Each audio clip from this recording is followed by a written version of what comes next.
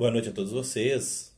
Eu não sei se você vai ver esse vídeo durante a noite ou durante o dia, que você tenha um horário para isso. Eu desejo nesse horário que você tenha muita consciência, lucidez e a paz de Deus. Eu estou fazendo essa live hoje para poder falar sobre situações breve, rápido, para que você possa entender o que nós estamos vivendo nesse século e que é um estresse, um excesso de ativismo e nós precisamos retomar a contemplação, a meditação. Quando eu fazia psicologia, concluí em janeiro de 2009, eu comecei a estudar sobre essa questão nesse livro aqui, Memórias Falsas. E é um fundamento científico e as aplicações na clínica jurídica, que seriam memórias falsas. E aí, a partir daí, eu decidi seguir minha profissão como psicólogo dentro da linha da neuropsicologia. Fiz especialização, pós-graduação em neuropsicologia e depois fiz também pós-graduação em psicomotricidade, uni com a pedagogia, fiz pedagogia também.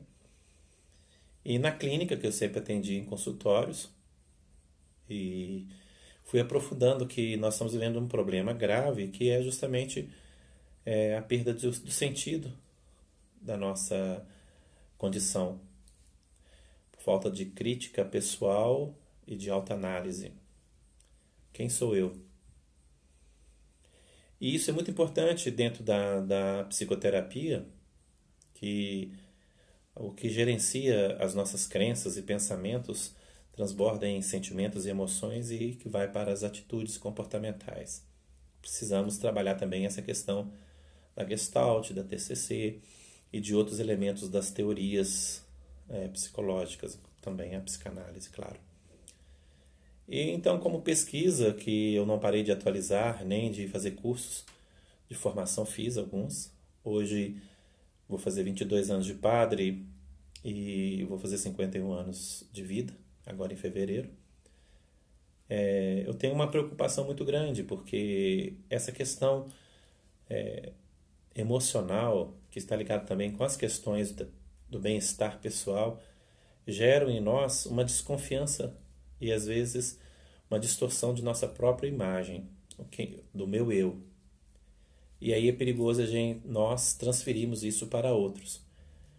E não podemos fazer isso na religião, na igreja, no trabalho, na sociedade em geral. Não tem como separar, viu, gente? Mas a espiritualidade, ela ajuda a equilibração se tiver meditação, se tiver realmente contemplação, oração, vida com Deus. Então a psicoterapia está unida à espiritualidade. Isso é comprovado já e aceito no meio. Tem algumas resistências, mas muitos colegas, uma grande parte, já concorda que essa é uma das ferramentas importantes. E eu, como padre, posso ter, por experiência própria, muitas intervenções espirituais. E peço que você entenda sobre a questão do que eu quero dizer. Depois, mais lives eu vou fazer. Você pode compartilhar, curtir, dar aí o seu oi, faz o seu comentário e vamos divulgar, porque eu estou somente nessa rede social do YouTube. E quero dizer que a nossa igreja como um todo, os sacerdotes, estamos passando por uma situação de estresse e cansaço, que tem uma síndrome sendo estudada por aí. Mas temos que ir devagar, com calma, para não rotular e não criar modismos psicológicos, né? Que também nós podemos esquecer da base espiritual, da formação do caráter e de outras coisas que são elementos importantes para evitar este problema aí, dessa síndrome de Burnout ou outras síndromes que aparecem aí.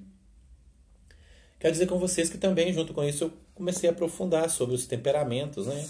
Esse livro aqui também, Temperamentos Transformados, também Temperamento Controlado pelo Espírito, e outros tantos livros que eu tenho na biblioteca que aprofundam esse tema de como nós enfrentarmos uma situação que é aquela que Saul passou com Davi. Saul, ele tinha uma força interior muito, muito grande, e ele era amado por Deus, e ele se desviou por algum tempo por causa do que o que a gente adquire. Nós cada vez adquirimos as coisas ou nos promovemos em algo mais nós devemos voltar para a nossa essência para que a gente não se perca iludindo-se com o que temos.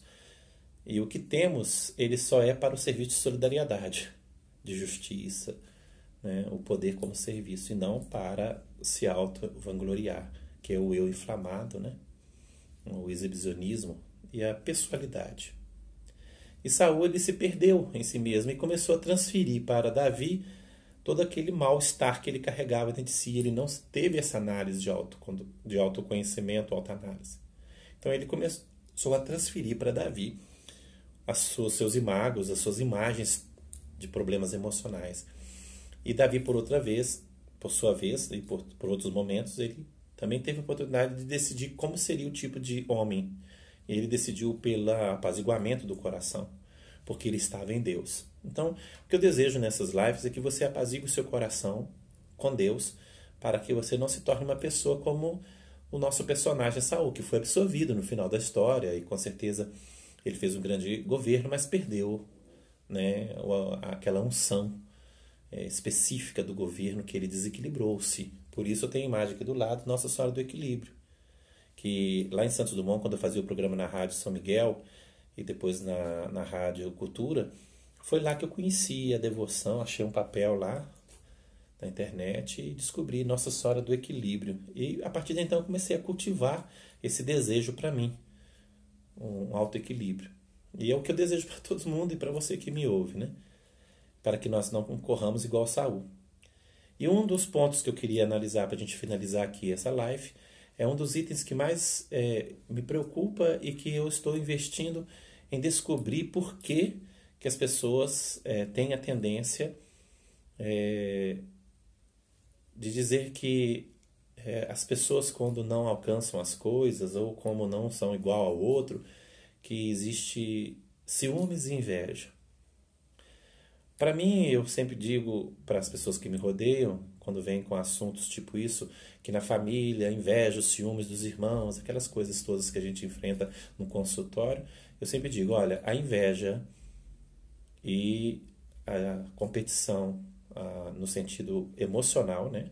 Emocional. A competição tem que ter igual no atletismo, que isso aí é saudável.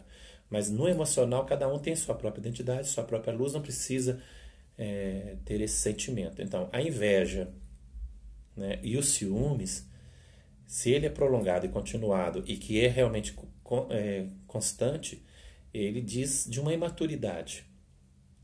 Então, se você quer um dos índices para medir a sua maturidade, você tem ciúmes, inveja dos outros? Ou por que você fala tanto que os outros são invejosos, né? E por que você fala tanto isso? Então eu gostaria que você entendesse.